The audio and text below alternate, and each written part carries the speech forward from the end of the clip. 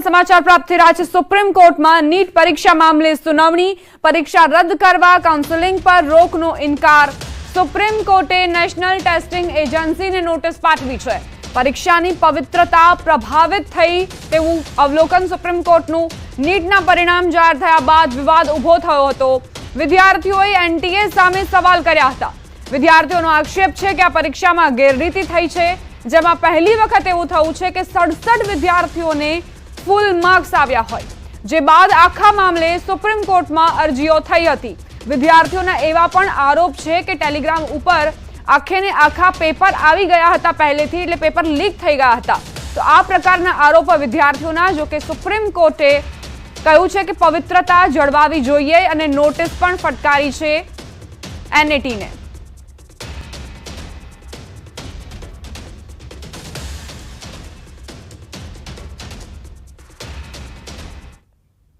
समाचार राजकोट थी अग्निकांड पर एसआईटी वडानुं निवेदन सामे आव्युं छे। एसआईटी वडा सुभाष त्रिवेदी राजकोट में समग्र मामले तलस्पर्शी तपास चाली रही है तेवुं कह्युं। दोषित दंडाय अने निर्दोष आमां भोग न बने, घणा लोकोनी पूछपरछ कराई, दस्तावेज कब्जे लेवाया। कोर्पोरेशननी फायर विभागनी कामगीरीनी तपास करवामां आवी रही है। फायर सेफ्टी एक्ट 2013-2023 सुधीना जोगवाईओनो फायर विभाग में शुं अमल थई रह्यो छे, जीडीसीआर में शुं नियमों छे, भविष्य में शुं ध्यान राखवुं पड़े, टाउन प्लानिंग शाखा द्वारा शुं भूलो थई छे, ते तमाम मामले तलस्पर्शी तपास थई रही है। એટલા માટે આની તપાસ ખૂબ જ ઊંડાણથી કરવી પડે, કારણ કે તમે ઊંડાણથી તપાસ કરો તો જ દોષિત દંડાય અને કોઈ નિર્દોષ માણસ આનો ભોગ ના બને। આપણે એ પણ ધ્યાન રાખવું પડે, બહુ કાળજીપૂર્વક તપાસ કરવી જરૂરી છે। જે લોકો દોષિત હોય એને જ સજા મળે અને નિર્દોષ માણસ સજા ન પામે। એના માટે અમે કાળજીપૂર્વક ઝીણવટથી ઊંડાણપૂર્વક તપાસ કરી રહ્યા છીએ। राजकोट में फायर सेफ्टी की कार्यवाही बाद विरोध जोवा मळी रह्यो छे। मोटी संख्या में शाळा संचालको कोर्पोरेशन पर भेगा थया। फायर एनओसी लईने अलग अलग मिलकतोने सील कराता विरोध जोवा मळी रह्यो छे। मनपा कमिश्नर ने मळीने रजूआत कराई। शाळाओए फायर एनओसी माटे थोड़ो समय आपवा माटे मांग करी छे। शाळाओ बंध करी देवाता बाळकोनुं भविष्य अधरताल थई गयानी रजूआत पण शाळा संचालकोए करी छे। राजकोट में जे अग्निकांड सर्जायो त्यारबादथी ज अधिकारीओ एक्शनमां आव्या छे अने तमाम जे शाळाओ छे तेमने पण कड़क कार्यवाहीनो सामनो करवो पड़ी रह्यो छे। राजकोट में एक तरफ फायर विभाग द्वारा जे छे एनओसी न होय तेवी मिलकतोने सील करवामां आवी रही छे, तो ताजेतरमां ज स्कूल छे ते जे छे ए शरू थवा जई रही छे। त्यारे हाल आपणी साथे કેટલાક स्कूल संचालको छे। बेन, शुं विरोध छे, शुं रजूआत? सर, विरोध तो नहीं, एक मांगणी साथे आवेला छीए के सरकार समय आपे, अमने टाइम आपे। एक अमारी मांगणी छे जे बीयू माटेनुं कई छे अशक्य वस्तु भी अमे संचालको करवानो प्रयत्न करीए छीए, तो अमने एक टाइम आपो। આવી રીતે તમે સીલની પ્રોસેસ ના કરો, જ્યાં સુધી કાગળ ન મળે કે તમારી કાર્યવાહી લાંબી ચાલે ત્યાં સુધી અમને ચાલુ કરો, તો છોકરાઓનું ફ્યુચર અને છોકરાઓનો ટાઈમ ન બગડે। અમારી માંગ એટલી જ છે કે આ તમે ચાલુ કરાવો, કારણ કે નાના બાળકો છે, રેસિડેન્શિયલ સ્કૂલ હોય છે, પ્રી સ્કૂલોમાં બધામાં સીલ મારી દેવામાં આવ્યું છે, તો પેરેન્ટ્સ ક્યાં જાય, નાના બાળકો ક્યાં જાય? અત્યારે જે સ્કૂલ સીલ કરવામાં આવી છે તે તાત્કાલિક ખોલી દેવામાં આવે અને આ ઉપરાંત જે કોઈ ડોક્યુમેન્ટ છે, જે કોઈ એનઓસી માટેની પ્રોસેસ છે તે ઝડપથી કરવામાં આવે, જેથી કરીને સ્કૂલો જે છે તાત્કાલિક ખુલી શકે। હાર્દિક જોશી, ન્યૂઝ 18 ગુજરાતી, રાજકોટ। राजकोट अग्निकांड बाद शिक्षण विभाग पण एक्शन में आवी गयुं छे।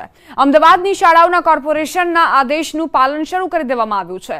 शाळामां फायर सेफ्टी अने बीयू बाबते डिस्प्ले बोर्ड पण मूकवामां आव्या छे। त्यारे उस्मानपुरा विस्तारनी एरोमा कॉलेजमां डिस्प्ले बोर्ड मुकायो, जेमां बिल्डिंगनी विगतो, स्ट्रक्चरल सर्टी अने फायर एनओसी बाबतनी जाणकारी मुकाई छे।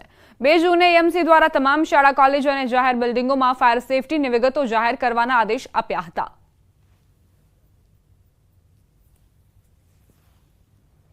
राजकोट में बनेली आग कांडनी घटना बाद अमदावाद म्युनिसिपल कोर्पोरेशन तंत्र जे छे ते एक्शन में आव्युं छे अने खास करीने ज्यारे हवे आगामी 2 दिवसथी शाळाओ अने कॉलेजों में शैक्षणिक सत्र शरू थई रह्युं छे, त्यारे अमदावाद म्युनिसिपल कोर्पोरेशने आदेश कर्यो हतो के जे पण बिल्डिंग होय, जे हाईराइज बिल्डिंग होय के पछी स्कूल कॉलेजनुं जे बिल्डिंग होय, तो त्यां तेओने फायर सेफ्टी छे के नहीं ए बिल्डिंग में સાથે સાથે એ બિલ્ડિંગને બીયુ પરમિશન છે કે નહીં તેનું ડિસ્પ્લે બોર્ડ જે લગાવવું ફરજિયાત રહેશે અને એ પ્રકારની સૂચનાનું પાલન જે છે તે શાળા અને કોલેજોએ ફરજિયાત કરવું પડશે અને તેને લઈને હાલ જ્યારે 13 જૂનથી શૈક્ષણિક સત્રની શરૂઆત થઈ રહી છે ત્યારે શાળા અને કોલેજોમાં આ પ્રકારે ડિસ્પ્લે બોર્ડ લગાવવામાં આવી રહ્યા છે. અમદાવાદના ઉસ્માનપુરામાં આવેલી એરોમા કોલેજ છે કે જ્યાં આપ જોઈ શકો છો કે ફાયર એનઓસી તેઓએ જે લીધી છે તે ફાયર એનઓસી ક્યારે તેની એક્સપાયરી ડેટ છે તે પણ અહીંયા મૂકવામાં આવી છે. સાથે સાથે જે બિલ્ડિંગમાં વિદ્યાર્થીઓ અભ્યાસ કરવા માટે આવે છે તો એ બિલ્ડિંગને યુઝ કરવાની પરમિશન છે કે નહીં તેનું ડિસ્પ્લે બોર્ડ પણ અહીંયા લગાવવામાં આવ્યું છે. એટલે કે હવે તમામ શાળા અને કોલેજોએ આ પ્રકારનું ડિસ્પ્લે બોર્ડ લગાવવું ફરજિયાત રહેશે અને તેની પાલન જે છે તે કરવું પડશે. સંજય ટાંક, ન્યૂઝ 18 ગુજરાતી, અમદાવાદ. તો અગ્નિકાંડ બાદ રાજ્યનું શિક્ષણ વિભાગ સતર્ક બની ગયું છે. શાળા ખુલ્યા પહેલા જ સ્કૂલ વાન અને શાળાને લઈ નિયમો ઘડી દેવામાં આવ્યા છે. સ્કૂલ વાનમાં વિદ્યાર્થીઓને બેસાડવાની સંખ્યાના નિયમો પણ નિયત કરી દેવાયા છે.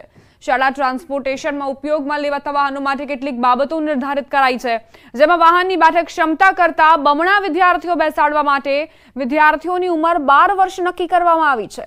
આ સાથે આગની ઘટના બને નહીં તે માટે સાધનો, અગ્નિશામક સાધનો રાખવા ફરજિયાત કરાયા છે. વાહનમાં ફિટનેસ, સીએનજી કે એલપીજી કિટને અલ્ટરનેશનની પ્રક્રિયા બાદ ફિટ કરવામાં આવી છે.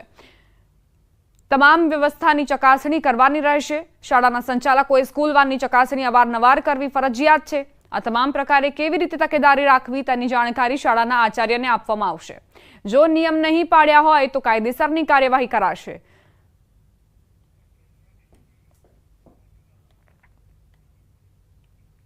આવકના દાખલા માટે હજુ પણ ધરમધક્કા યથાવત છે. અમદાવાદમાં આવકના દાખલા માટે લોકોને કનડગત વસ્ત્રાલમાં સર્કલ ઓફિસરની કચેરીએ લોકોની કતાર જોવા મળી. 10 વાગ્યા પછી પણ ઓફિસ ન ખુલ્યાનો આરોપ સ્થાનિકોએ મૂક્યો છે. 10 વાગ્યા પછી પણ ઓફિસ ન ખુલ્યાનો વિડીયો વાયરલ થયો છે. તો આવકના દાખલા માટે કઈ રીતે પરેશાની સમસ્યાનો સામનો લોકો કરી રહ્યા છે તેનો પુરાવો આ વિડીયો એક વ્યક્તિએ બનાવ્યો છે, જેથી તમામને જાણકારી મળે કે અહીં 10 વાગ્યા બાદ પણ ઓફિસ નથી ખુલી અને કચેરીના ધક્કા ખાવા માટે લોકો મજબૂર છે. આ તરફ સુરેન્દ્રનગર પોસ્ટ ઓફિસમાં આધાર કાર્ડ અપડેટ કરાવવા માટે વહેલી સવારથી લોકોની લાંબી લાઈનો જોવા મળી. દૈનિક માત્ર 35 લોકોએ જ આધાર કાર્ડ અપડેટ માટે ટોકન આપવામાં આવતા અન્ય અરજદારોને ધરમધક્કો. મુખ્ય પોસ્ટ ઓફિસ ખાતે વહેલી સવારથી અંદાજે 200 થી વધુ લોકો લાઈનમાં ઊભા રહે છે, પરંતુ ટોકન માત્ર 35 લોકોને જ મળતા અરજદારોમાં રોષ વ્યાપ્યો. મુખ્ય પોસ્ટ ઓફિસ સિવાય જનસેવા કેન્દ્ર અને બેંકોમાં આધાર કાર્ડ અપડેટ કરાવવાની કામગીરી બંધ રહેતા લોકોને ભારે હાલાકી પડી રહી છે. આધાર કાર્ડ અપડેટ કરાવવા માટે તંત્ર દ્વારા પૂરતી વ્યવસ્થા કરવામાં આવે તેવી લોકોએ માંગ કરી.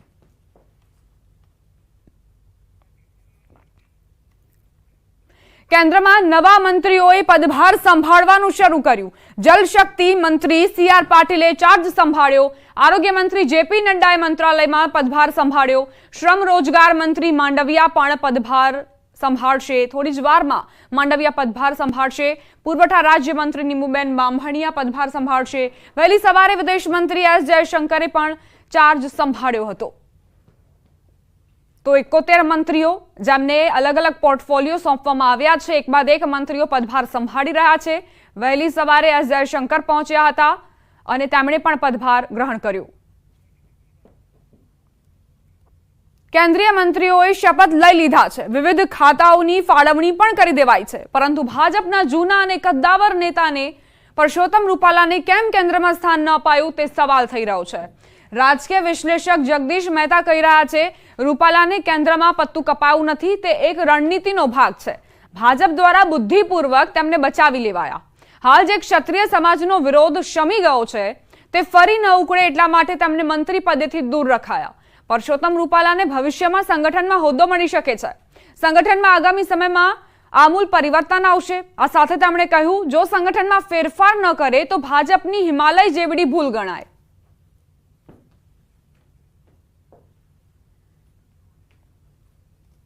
એનું પત્તું જે કેન્દ્ર સરકારમાંથી કપાણું એક રણનીતિનો ભાગ છે. કપાણું નથી, બુદ્ધિપૂર્વક બચાવ્યા લેવાય એમ કહો તો ચાલે. આમૂલ ફેરફાર કરે છૂટકો છે, આવવાના તો છે જ, નહીં કરે તો હિમાલય જેવડી ભૂલ હશે. કારણ એવું છે કે સૌથી મોટામાં મોટો પ્રોબ્લેમ સંગઠનનો છે. ભારતીય જનતા પાર્ટી અત્યારે જીતી ગઈ છે, એ તો મિકેનિઝમને કારણે જીતી છે. તો મહત્વપૂર્ણ સમાચાર પ્રાપ્ત થઈ રહ્યા છે. કેન્દ્રીય મંત્રીઓ એક બાદ એક શપથ લઈને અને ત્યારબાદ પદભાર સંભાળી રહ્યા છે. પ્રધાનમંત્રી મોદીએ પણ આ જ રીતે પદગ્રહણ કર્યું. ત્યારબાદ જેપી નડ્ડાની વાત કરીએ તો જેપી નડ્ડાએ પણ પદગ્રહણ કર્યું અને સાથે જ CR પાટીલ તેઓ પણ પદભાર સંભાળતા જોવા મળી રહ્યા છે.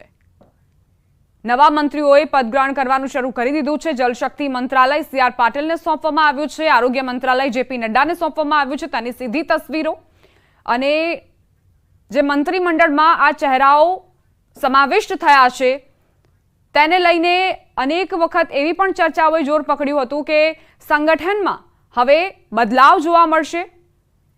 S જયશંકરે પણ પદગ્રહણ કર્યું, પદભાર સંભાળી લીધો.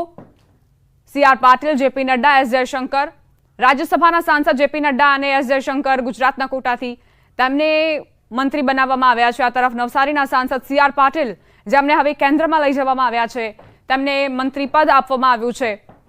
2014ની વાત કરીએ તો 2014ની સરકારમાં જેપી નડ્ડા આરોગ્ય મંત્રી રહી ચૂક્યા છે અને વધુ એક વખત જ્યારે મોદી 3.0 એ શપથ ગ્રહણ કર્યા તો જેપી નડ્ડાએ પણ મંત્રી તરીકેના શપથ લીધા અને તેમાં તેમને હવે આરોગ્ય મંત્રાલય સોંપવામાં આવ્યું છે. તો આ ત્રણ કદ્દાવર નેતા, ત્રણેયની અલગ અલગ પ્રકારની છબી, પરંતુ જે કદ અને જે તેમની આવડત છે તેના કારણે જ તેઓ આ પદ પર પહોંચ્યા છે. CR પાટીલ, જેપી નડ્ડા અને S જયશંકર. વિદેશ મંત્રાલયમાં જે S જયશંકરે કામકાજ કર્યું અને રશિયા યુક્રેન યુદ્ધ વચ્ચે જેવી રીતે તેમણે ભારતીય વિદ્યાર્થીઓને પરત લાવ્યા, તેમને સુરક્ષા આપી, ત્યારથી લઈને અત્યાર સુધી તેમના કામકાજને આધાર બનાવીને જ ફરી એક વખત વિદેશ મંત્રાલય તેમને સોંપવામાં આવ્યું છે. સમાચારોમાં આગળ વધીએ. વડોદરાથી સમાચાર. બીજેપીના કોર્પોરેટરે PPP મોડલનો વિરોધ કર્યો. સામાન્ય સભામાં હરણી બોટ કાંડને ટાંકીને વિરોધ કરાયો. કોર્પોરેટર આશિષ જોશીએ ગંભીર આરોપ લગાવ્યા. PPP મોડલના નામે વેચી દીધાનો આક્ષેપ કર્યો. બોટકાંડ મામલે ન્યૂ સનરાઈઝ શાળા વિરુદ્ધ કાર્યવાહી કરવા માંગ કરાઈ. કોર્પોરેશનની જગ્યા 40 વર્ષથી વાપરી રહ્યાનો આરોપ. શાળા પાસેથી એક પણ રૂપિયો લેવામાં નથી આવ્યો. શાળા પાસેથી આટલા વર્ષોના પૈસા વસૂલ કરવામાં આવે અને વસૂલ કરેલા પૈસા હરણી બોટકાંડના પીડિત પરિવારને આપવામાં આવે તેવી માંગ કરાઈ છે.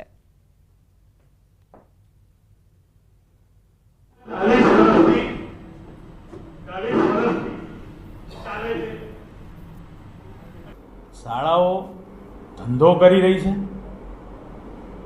બાળકોના જીવ જઈ રહ્યા છે અને કોર્પોરેશનની માલિકીની જગ્યામાં પ્લેગ્રાઉન્ડ વાપરીને જો એ પોતાની તિજોરી ભરતા હોય સંચાલકો, તો ચોક્કસપણે વડોદરા મહાનગરે એને આ 40 વર્ષની લાગત વસૂલીને નોટિસ આપીને દાખલો બેસાડવો જોઈએ.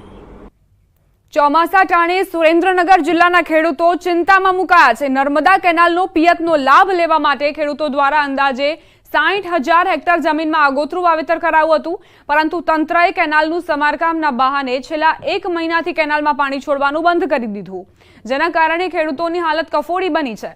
મોંઘા ભાવના બિયારણ ખરીદી જે આગોતરા વાવેતર કરાયું તે નિષ્ફળ જવાનો ડર છે. ત્યારે તંત્ર દ્વારા તાત્કાલિક કેનાલમાં પાણી છોડવામાં આવે તેવી ખેડૂતોની માંગ છે અને જો માંગ ન સ્વીકારાય તો ખેડૂતોએ ઉગ્ર આંદોલનની ચીમકી ઉચ્ચારી. 30% ખેડૂતોએ આગેતરું વાવેતર કપાસનું કરેલ છે. કપાસના બિયારણ અત્યારે બધા સોંપી દીધેલ છે અને થોડું પાણી હતું તે થોડું એક પાણ પાયા છે અને અત્યારે કેનાલમાં પાણી બિલકુલ ખાલી થઈ ગયું છે. નર્મદા નિગમમાં અમે રજૂઆત કરી છે અને ફોનથી વાત કરી તો એ લોકો એવું કહે છે કે તમે તમારા રાજકીય નેતાઓ ધારાસભ્યોને રજૂઆત કરો તો એ અમારે સરકાર અમને આદેશ કરે તો અમને પાણી છોડી શકવી. તો અમે ધારાસભ્યને ફોન દ્વારા વાત કરેલ છે પણ હજુ ખેડૂતોને પાણી કેનલમાં મળેલ નથી. તો આ માટે લાખો રૂપિયાના બિયારણ ફેલ જવાની શક્યતા છે. એ લોકો 1 મહિનેથી કેનલ સાફ સફાઈ કરવાના બહાને અત્યારે પાણી આપતા નથી સાફ સફાઈ થઈ કે નથી એ લોકોએ પાણી આપ્યું. પાણી નહીં આપે તો ખેડૂતોને બે બાજુથી મરો છે. બિયારણ જશે મોંઘા ભાવના 1200 રૂપિયાની થેલીઓ લાવેલી છે. લાખોનું નુકસાન બિયારણમાં છે. પાણી નહીં આપે જેથી કરીને ખેડૂતોને અત્યારે આગેતરા વાવેતરમાં નુકસાન છે. એ લોકો પાણી જો થોડુંક વહેલું આપે એના માટે અમે લાભ લઈ શકીએ તો એ અમારે રવિ પાકની અંદર અમને લાભ મળે. સુરેન્દ્રનગર જિલ્લામાં નર્મદા કેનાલમાં પિયત માટેનું પાણી બંધ કરવામાં આવતા આગોતરું વાવેતર કરનાર અનેક ખેડૂતોનું બિયારણ છે એ નિષ્ફળ જાય તેવી સ્થિતિ છે. સુરેન્દ્રનગર જિલ્લામાં નર્મદા વિભાગ દ્વારા છેલ્લા 1 મહિનાથી કેનાલોમાં સાફ સફાઈના બહાને આ કેનાલો છે તેમાં પાણી છોડવાનું બંધ કરી દેવામાં આવ્યું છે. પરંતુ ટીવી પરના દ્રશ્યોમાં આપ જોઈ શકો છો કે કેનાલોની જે સ્થિતિ છે એ જે છે તે જોવા મળી રહી છે. કેનાલમાં સફાઈના નામે માત્ર અને માત્ર તંત્ર દ્વારા નાટક કરવામાં આવતું હોય તેવું લાગી રહ્યું છે. બીજી તરફ પાણીના અભાવે ખેડૂતોનું મોંઘા ભાવનું જે બિયારણ છે આ બિયારણ નિષ્ફળ જવાની સ્થિતિ સર્જાઈ છે. હજુ પણ સુરેન્દ્રનગર જિલ્લામાં વરસાદના કોઈ એંધાણ નથી અને વરસાદ ખેંચાય તેવી સ્થિતિ છે. ત્યારે ખેડૂતોને તાત્કાલિક પિયત માટે પાણી આપવામાં આવે તેવી ખેડૂતોની માંગ છે. અને જો તંત્ર દ્વારા નર્મદા કેનાલનું પાણી છે તે પિયત માટે આપવામાં નહીં આવે તો ખેડૂતોનું મોંઘા ભાવનું બિયારણ છે એ નિષ્ફળ જતા ફરી એકવાર જગતના તાતને આર્થિક નુકસાન સહન કરવાનો વારો આવે તેવી સ્થિતિ સર્જાય તેમ છે. અક્ષય જોશી, ન્યૂઝ 18 ગુજરાતી, સુરેન્દ્રનગર. રાજ્યમાં ચોમાસાની સિઝનની શરૂઆત થઈ ગઈ છે, જેથી ખેડૂતો વાવણીની તૈયારીમાં લાગી ગયા છે. જોકે રાજ્યના છેવાડે આવેલા વલસાડના ઉમરગામના ખેડૂતો ચોમાસાની સિઝન બાદ પણ ચિંતામાં છે. તેની પાછળનું કારણ રખડતા પશુઓનો ત્રાસ છે. વલસાડ જિલ્લો ખેતી પર નિર્ભર કરે છે. ઉમરગામ તાલુકાના નાના મોટા 7,000 થી વધુ ખેડૂતો છે. અત્યાર સુધી આ તાલુકામાં ચોમાસુ પાકની સાથે ઉનાળુ પાક પણ લેવાતો હતો. જોકે છેલ્લા કેટલાક સમયથી ઉમરગામમાં રખડતા પશુઓનો ત્રાસ વધતા ધીમે ધીમે ખેડૂતો ખેતી છોડી રહ્યા છે. ખેતરોમાં પશુઓથી નુકસાન પણ વધી રહ્યું છે. આથી આ વિસ્તારના ખેડૂતોએ ઉનાળુ પાક લેવાનું જ બંધ કર્યું હતું અને માત્ર ચોમાસુ પાક જ લેતા હતા. તેમાં પણ ચોમાસામાં રખડતા પશુઓનો ત્રાસ વધી જતા ખેડૂતો મુખ્ય પાક ડાંગરને લેવાનું પણ બંધ કરી રહ્યા છે. રખડતા પશુઓના કારણે ઉમરગામના ખેડૂતો ધીમે ધીમે ખેતીથી વિમુખ થઈ રહ્યા છે. સાથે સાથે પશુઓના કારણે અકસ્માત પણ વધ્યા છે. આથી હવે ખેડૂતો અને સ્થાનિકો આ સમસ્યાથી મુક્તિ માટે સરકાર સમક્ષ મદદની અપેક્ષા રાખી રહ્યા છે. ખેડૂતોને મોટી સમસ્યા એ છે કે અહીંયા ઢોરો જે છે એ માલિકી ઢોરો રસ્તા પર છોડી દેવામાં આવે છે, ખુલ્લા છોડી દેવામાં આવે છે. અને પરિણામે ઉમરગામ તાલુકાના 7,000 જેટલા ખેડૂતો છે એ પોતે કુદરતી ખેતી જે કરતા હતા, ડાંગર, તુવેર કે અન્ય શાકભાજી, એ આજે કરતા નથી. એ કમ્પ્લીટલી નુકસાન થવાના કારણે એ કંટાળી ગયો છે. ઢોર માટે એટલો બધો ત્રાસ થઈ ગયો છે ને, અમારું ખેડૂતનું નામ મટી ગયું. ખેતી કરતા બધા બંધ થઈ ગયા, કોઈ માણસો ખેતી નથી કરતા. અને આ ખેતીનું નુકસાન કરે એટલું નહીં, બલકે અમારો કોસ્ટલ વિસ્તાર છે, આ તળગામ ટાવરથી તે બામણકુંજા સુધી દમણનો વિસ્તાર, કોસ્ટલ હાઈવે, એના પર તો એટલા બધા એક્સિડન્ટ થયા છે આજ સુધી કે રાતના ટાઈમે તો ઢોરોનો અડીંગો જમાયેલો એકદમ. તમે જુઓ તો કલગામને આ વિસ્તાર છે, ફણસા કલગામ, તો ઢોરોનો અડીંગો જ, બીજું કંઈ નહીં. બુલેટિનમાં રોકાઈશું એક નાનકડા વિરામ માટે. આપ જોતા રહો ન્યૂઝ 18 ગુજરાતી.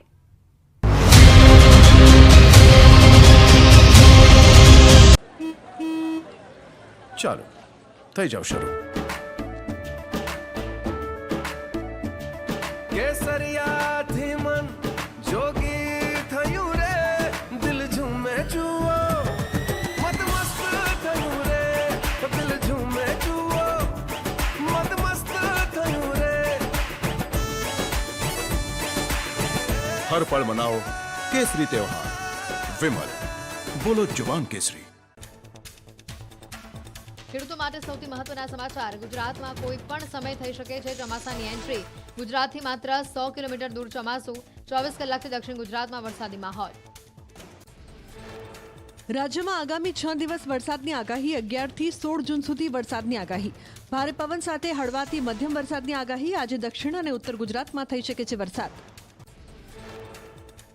અંબાલાલ કાકાની મોટી આગાહી. ક્યાંક છાંટા તો ક્યાંક પવન સાથે મધ્યમ વરસાદની આગાહી. 2.5 ઇંચ વરસાદ થવાની શક્યતા. 21 જૂન બાદ નિરંતર ચોમાસું બેસશે. આજે 14 જિલ્લા રહેજો સાવધાન. 30 થી 40 કિલોમીટરની ઝડપે ફૂંકાઈ શકે છે પવન. કેટલાક વિસ્તારોમાં ગાજવીજ સાથે પડી શકે છે ધોધમાર વરસાદ. સૌરાષ્ટ્ર કચ્છના કેટલાક ભાગોમાં વરસાદની આગાહી. બનાસકાંઠા, પાટણ, મહેસાણામાં પડી શકે છે ધોધમાર વરસાદ. રાજકોટ, સુરેન્દ્રનગર, મોરબી, જામનગર, દ્વારકા અને પોરબંદરમાં પણ વરસાદની આગાહી. ચોમાસાની એન્ટ્રી સાથે હવામાનનો બદલાયો મૂડ. દેશમાં એક સાથે 4 સાયક્લોનિક સર્ક્યુલેશન. ઉત્તર અને ઉત્તર પૂર્વમાં 3 અને પશ્ચિમમાં 1 સાયક્લોનિક સર્ક્યુલેશન. હાલમાં એક વેસ્ટર્ન ડિસ્ટર્બન્સ પણ સક્રિય. દક્ષિણ ભારતમાં સિયર ઝોન થયો સક્રિય.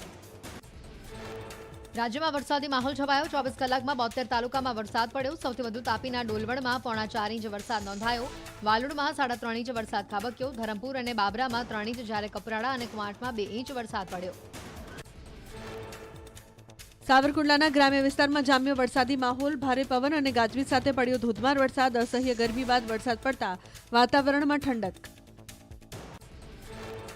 અમરેલીમાં સતત ત્રીજા દિવસે વરસાદી માહોલ. જાફરાબાદના ગ્રામ્ય વિસ્તારોમાં ગાજવીજ સાથે ધોધમાર વરસાદ.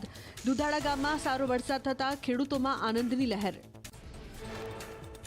અમરેલીમાં મેઘરાજાની તોફાની બેટિંગ. જાફરાબાદ, સાવરકુંડલા, રાજુલાના ગ્રામ્ય વિસ્તાર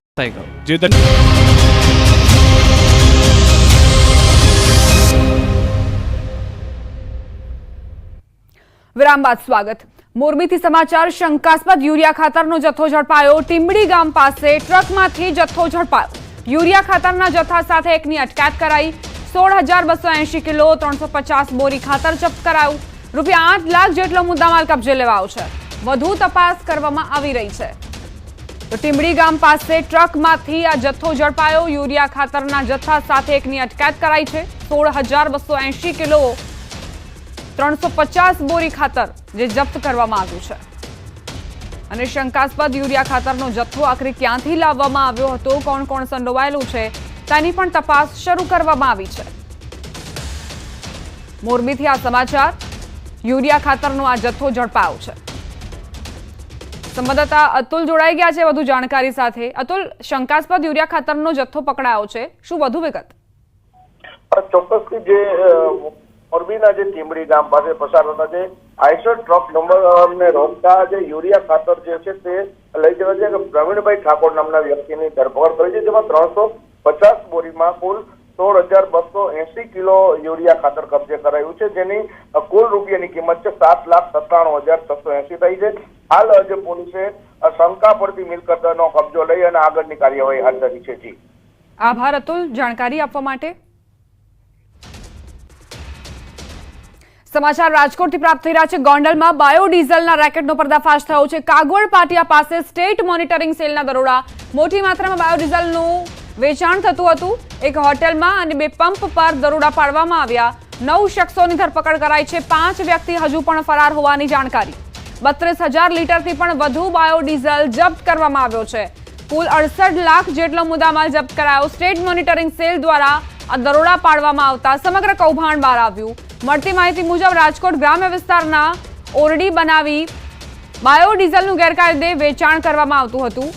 ખાસ વાત એ છે કે પંપની સાથે સાથે કનૈયા હોટેલમાંથી પણ 7,000 લીટર મળી આવતા અનેક સવાલ ઉઠી રહ્યા છે.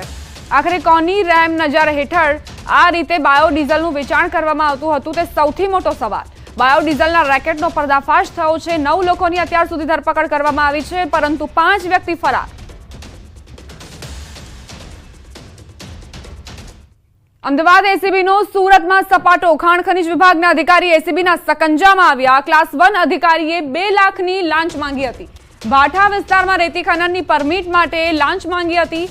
કામગીરીમાં ફ્લાઇંગ સ્ક્વોડ દ્વારા જગ્યા પર કોઈ હેરાનગતિ નહીં કરવા લાંચ માંગવામાં આવી. ફ્લાઇંગ સ્ક્વોડના નાયબ અધિકારી નરેશ જાનીએ 2 લાખની લાંચ માંગી હતી. વચેટિયા કપિલ પ્રજાપતિને લાંચના 2 લાખ રૂપિયા આપવા અધિકારીએ જણાવ્યું. જોકે એસીબીના છટકા દરમિયાન વચેટીઓ રંગે હાથ લાંચની રકમ સ્વીકારતા એસીબીના હાથે ઝડપાઈ ગયો. એસીબીના છટકા બાદ અધિકારી ફરાર છે.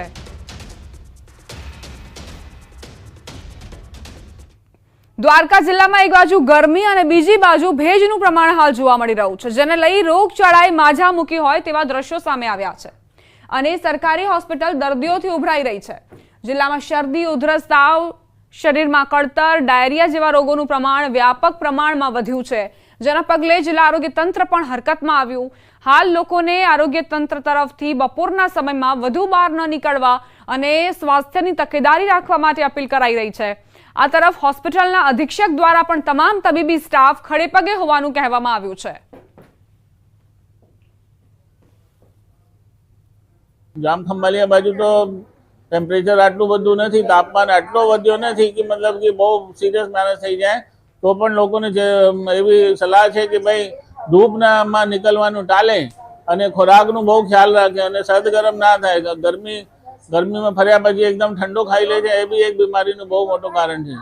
અને તાપ સખત જે ગરમીને છે 2 કલાક સપોઝ બપોરે 1 થી 4 હોય તો એમાં નીકળવાનું ટાળે એવી સલાહ સરકારશ્રી તરફથી છે. અને કોઈ પણને તકલીફ હોય તો તાત્કાલિક સરકારી દવાખાનાની મુલાકાત લે એવી સરકારશ્રી તરફથી સૂચના છે.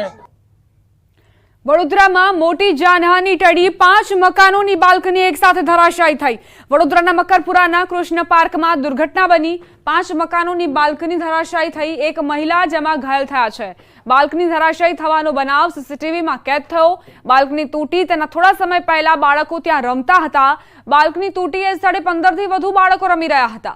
બાળકો સ્થળ પરથી હટ્યા તેની થોડી મિનિટોમાં બાલ્કની તૂટી। બાળકો રમતા હોય અને મિનિટોમાં બાલ્કની તૂટવાનો બનાવ સીસીટીવીમાં કેદ થયો છે।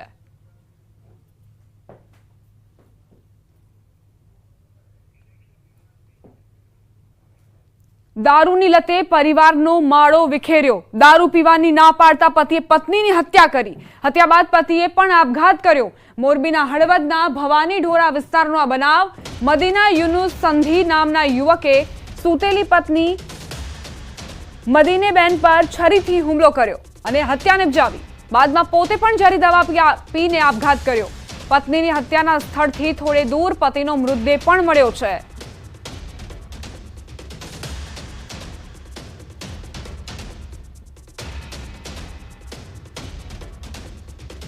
રાજકોટના ભક્તિનગર પોલીસ સ્ટેશન વિસ્તારમાં ઢોંગી શખ્સ દ્વારા મહિલા સાથે દુષ્કૃત્ય આચરવાની ઘટના સામે આવી।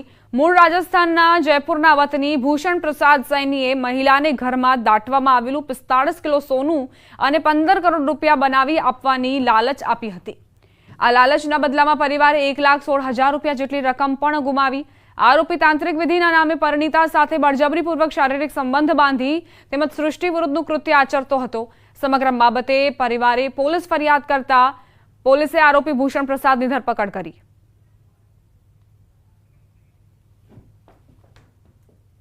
આ સાથે જ બુલેટિનમાં અત્યારે બસ આટલું જ। વધુ અપડેટ્સ માટે આપ જોતા રહો ન્યૂઝ 18 ગુજરાતી।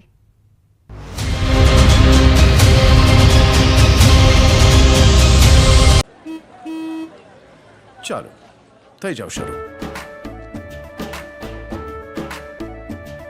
કેસરિયા